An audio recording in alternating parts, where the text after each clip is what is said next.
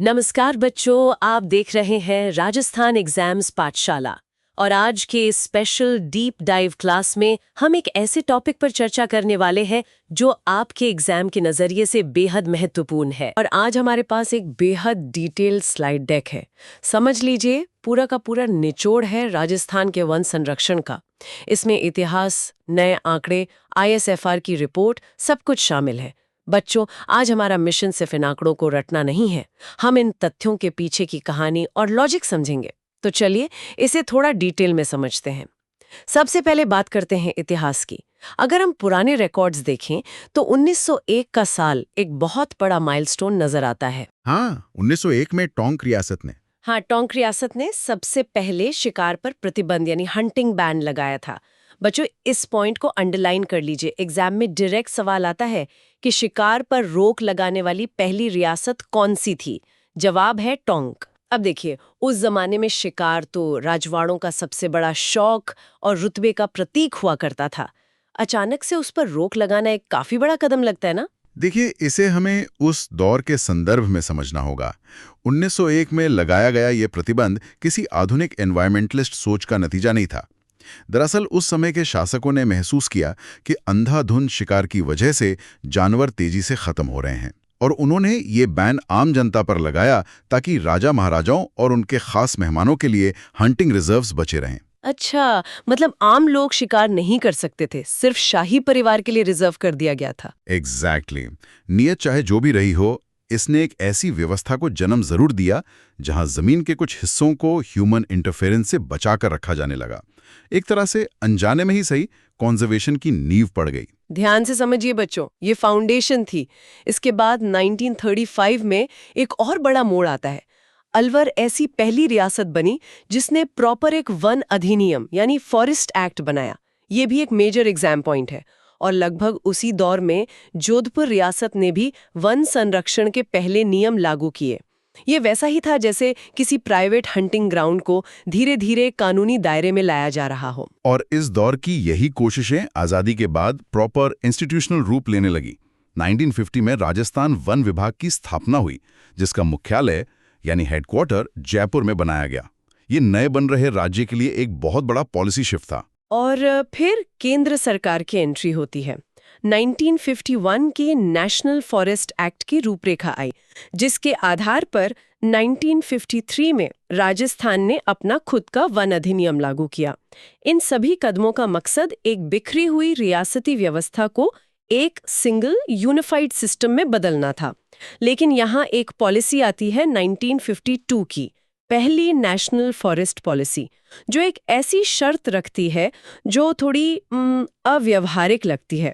आप 33% वाले लक्ष्य की बात कर रही हैं? बिल्कुल। उस पॉलिसी में ये लक्ष्य तय किया गया था कि देश के 1/3 यानी 33% भूभाग पर वन होने चाहिए। अब आप ही सोचिए, एक ऐसा राज्य जिसका आधे से ज्यादा हिस्सा नेचुरली रेगिस्तान और बंजर जमीन है, वहां 33% का टारगेट सेट करना तो लगभग असंभव था। सही बात है, पर देखिए, वो एक राष्ट्रीय औसत यानी नेशनल एवरेज का लक्ष्य था। उम्मीद ये थी कि हर राज्य अपनी क्षमता के हिसाब से मैक्सिमम कंट्रीब्यूशन देगा। लेकिन जो असल कानूनी टकराव शुरू हुआ वो 1980 में सामने आया। 1980 का वन संरक्षण अधिनियम यानी फॉरेस्ट कंजर्वेशन एक्ट। बच्चों, ये पूरे इकोसिस्टम का सबसे बड़ा टर्निंग पॉइंट है। मुझे यहाँ थोड़ा पुशबैक देना पड़ेगा इस एक्ट पर, क्योंकि उस कानून ने स्टेट ऑटोनॉमी को पूरी तरह से खत्म कर दिया। अगर एग्जाम में सवाल आए तो आप कैसे लिखेंगे इसको? देखिए, 1980 के एक्ट के आने के बाद अगर किसी भी फॉरेस्ट लैंड का उपयोग सड़क, बिजली या किसी और विकास कार्य के लिए करना हो तो राज्य सरकारों को भारत सरकार से अनुमति लेना अनिवार्य हो गया। राजस्थान की जमीन की हकीकत वहां के लोकल अधिकारी ज्यादा बेहतर समझते हैं ना। ये तो स्टेट गवर्नमेंट के हाथ बनने जैसा था। नई चैलेंजेस आए होंगे, इससे चुनौतियां जरूर आई, इसमें कोई शक नहीं है। फाइल्स के क्लियर होने में महीनों लगने लगे। लेकिन अगर हम इसको बड़ी पिक्चर से जोड़कर देखें तो सेंट्रल कंट्रोल की सख्ती उस वक्त की सबसे बड़ी जरूरत थी। 1980 से पहले के दशक में राज्य सरकारें इंडस्ट्रियल ग्रोथ और खेती के नाम पर लगातार फॉरेस्ट लैंड का धर्राले से यूज कर रही थीं। यानी डिफॉरेस्ट्रेशन बहुत तेजी से हो रहा था उस टाइम। बहुत तेजी से। जंगल जिस रफ्तार से कट रहे थे वो डरावना था। केंद्र सरकार को इंटरवीन इसलिए करना पड़ा ताकि इस अंधाधुंध कटाई पर एक इमरजेंसी ब्रेक लगाया जा सके। भले ही इससे स्टेट लेवल पर फ्रिक्शन पैदा हुआ, लेकिन पूरे देश में एक यूनिफॉर्म पॉलिसी लागू करना उस वक्त के एनवायरमेंटल डिजास्टर को रोकने के लिए एकमात्र रास्ता था। चलिए तो बच्चों यहाँ तक एक छोटा सा क्विक रिवीजन करते हैं। 1901 में टोंक में शिकार पर बैन, 1935 में अलवर का पहला फॉरेस्ट एक्ट, 1950 में जयपुर में वन विभाग की स्थापना और 1980 में केंद्र का सख्त कानून। ये क्रोनोलॉजी आपके दिमाग में सेट होनी चाहिए। अब आगे बढ़ते हैं और आते हैं आज के समय पर। आखिर आज के समय में राजस्थान अपने इन बचे हुए जंगलों का मैनेजमेंट कैसे कर रहा है? अगर हम बिल्कुल करंट कंडीशन की बात करें तो राजस्थान देश का पहला राज्य था जिसने 18 फरवरी 2010 को अपनी प्रथम वन और पर्यावरण नीति जारी की थी। ये डेट याद रखिएगा बच्चों, 18 फरवरी 2010। बिल्कुल। और उसी साल यानी 2010 में ही राजस्थान स्टेट बायोडायवर्सिटी बोर्ड की स्थापना भी हुई थी, जो कि जयपुर में है। और अगर हम बिल्कुल करेंट सिनेरियो की बात करें तो 5 जून 2023 को नवीन राजस्थान वन नीति आई है। इस नई पॉलिसी का लक्ष्य है कि अगले 20 वर्षों में राज्य के वन आवरण को 20% तक बढ़ाया जाए। तो जो 1952 में 33% का अनरियलिस्टिक टारगेट था, उसे अब 20% कर दिया गया है। ये थोड़ा रियलिस्टिक लगता है, लेकिन रियलिटी चेक ये है बच्चों कि आज राज्य का कुल वन क्षेत्र महज 33,014 स्क्वायर किलोमीटर है, जो कुल भौगोलिक क्षेत्रफल का सिर्फ 9.64% है। इस 9.64 फिगर को तो आप दिमाग में छाप लीजिए। सही कहा। और इस 9.64% हिस्से को ऐसी ओपन नहीं छोड़ दिया गया है। इस पूरे एरिया को प्रशासनिक रूप से यानी एडमिनिस्ट्रेटिव क्लासिफिकेशन के हिसाब से 3 हिस्सों में बांटा गया है। यहाँ आकर बात सच में बहुत इंटरेस्टिंग हो जाती है। ये क्लासिफिकेशन बच्चों को अक्सर कंफ्यूज करता है। पहली कैटेगरी है आरक्षित वन यानी रिजर्व्ड फॉरेस्ट। ये टोटल फॉरेस्ट एरिया का लगभग 36.95% है। यहाँ पूर्ण सरकारी नियंत्रण होता है, लकड़ी काटने या पशु चराने पर पूरी तरह प्रतिबंध होता है। ये सबसे ज्यादा उदयपुर, चित्तौड़गढ़ और अलवर में मिलते हैं। हाँ, और दूसरी कैटेगरी है रक्षित या सुरक्षित वन, जिसे हम प्रोटेक्टेड फॉरेस्ट कहते हैं। ये सबसे बड़ा हिस्सा है, करीब 56.43%। इसका विस्तार आपको सबसे ज्यादा बारान, करौली और उदयपुर में मिलेगा। यहाँ अनुमति लेकर यानी परमिशन के साथ लकड़ी काटने और पशु चराने की छूट मिलती है। और तीसरी कैटेगरी है अवर्गीकृत वन यानी अनक्लासिफाइड फॉरेस्ट, जो महज 6.62% है। यहाँ कोई प्रतिबंध नहीं है। ये बीकानेर, गंगानगर, जैसलमेर में है। अब देखिए, मुझे इस पर थोड़ा आश्चर्य होता है।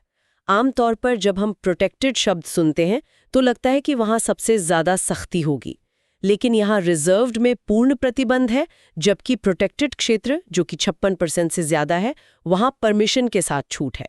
ये थोड़ा काउंटर इंट्यूटिव है। ये शब्दों का हेरफेर लगता जरूर है, लेकिन इनके पीछे का लॉजिक और जमीनी हकीकत समझनी होगी। रिजर्व्ड का सीधा सा अर्थ है कि वो जमीन सिर्फ और सिर्फ वन्य जीवों और उनके इकोसिस्टम के लिए आरक्षित कर दी गई है। वहाँ ह्यूमन इंटरफेरेंस 0 होना चाहिए। वहीं दूसरी तरफ प्रोटेक्टेड का मतलब है कि उस जंगल को माफियाज या कमर्शियल एक्सप्लॉयटेशन से तो बचा रहे हैं, लेकिन लोकल लोगों का क्या? अच्छा, मतलब गांव वालों और ट्राइबल्स के लिए। एग्जैक्टली।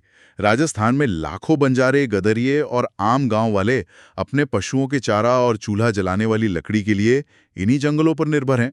अगर सरकार इस 56% हिस्से को भी रिजर्व्ड घोषित करके पूर्ण प्रतिबंध लगा दे तो लोकल लोगों की जरूरतें कैसे पूरी होंगी? वहां भारी टकराव शुरू हो जाएगा। लोग अपनी रोजी रोटी के लिए बगावत कर देंगे। समझ गए। इसलिए मेजॉरिटी हिस्से को प्रोटेक्टेड कैटेगरी में रखा गया है, ताकि रूल्स भी रहे और परमिशन से लोकल लोगों का काम भी चलता रहे। ये बहुत बढ़िया कॉन्सेप्ट क्लियर किया आपने। तो बच्चों, यहाँ हमारा दूसरा क्विक रिवीजन होता है। पॉलिसीज आई 2010 और 2023 में। टोटल फॉरेस्ट एरिया है 9.64% और 3 कैटेगरीज हैं, रिजर्व्ड, प्रोटेक्टेड और अनक्लासिफाइड। सबसे बड़ा एरिया किसका है? प्रोटेक्टेड का 56.43%। इसे मत भूलना। अब इन नीतियों और क्लासिफिकेशन के बाद चलिए आंकड़ों की गहराई में चलते हैं।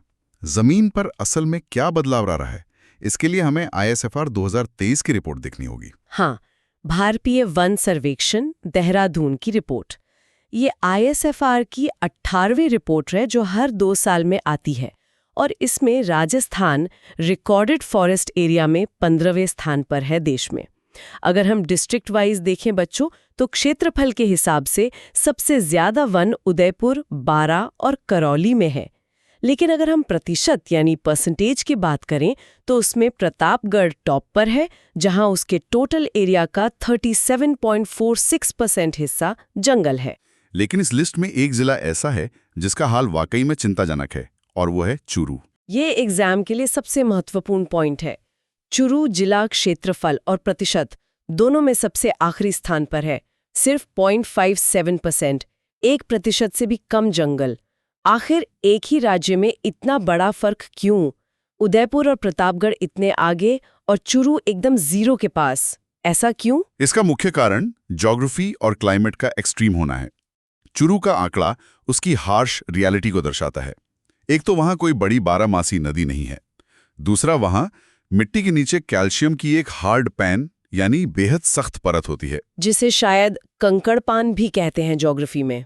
हाँ बिल्कुल, वो परत पेड़ों की जड़ों को गहराई तक पानी लेने से रोकती है।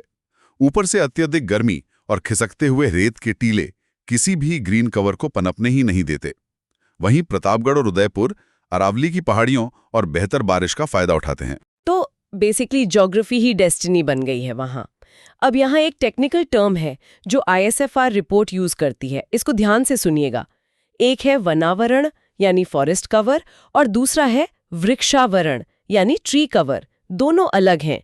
रिपोर्ट के मुताबिक राजस्थान का कुल वनावरण करीब 16,548 स्क्वायर किलोमीटर है, जो राज्य का 4.84% है, और वृक्षावरण करीब 10,841 स्क्वायर किलोमीटर है, यानी लगभग 3.16%।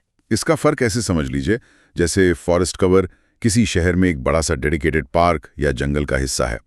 सैटेलाइट इसे एक लंबा चौड़ा ग्रीन पैच मानता है।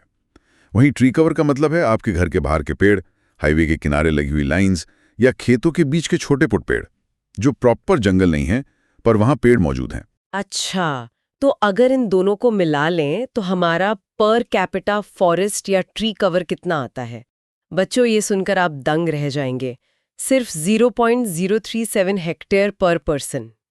एक इंसान के हिस्से में बस एक छोटे से आंगन बराबर जंगल आता है। तो इस सब का आखिर मतलब क्या है? खासकर तब जब इस 2023 की रिपोर्ट में एक बहुत बड़ा रेड फ्लैग है। 2021 की तुलना में इन 2 सालों में हमारे वनावरण में 83.80 स्क्वायर किलोमीटर की कमी आई है।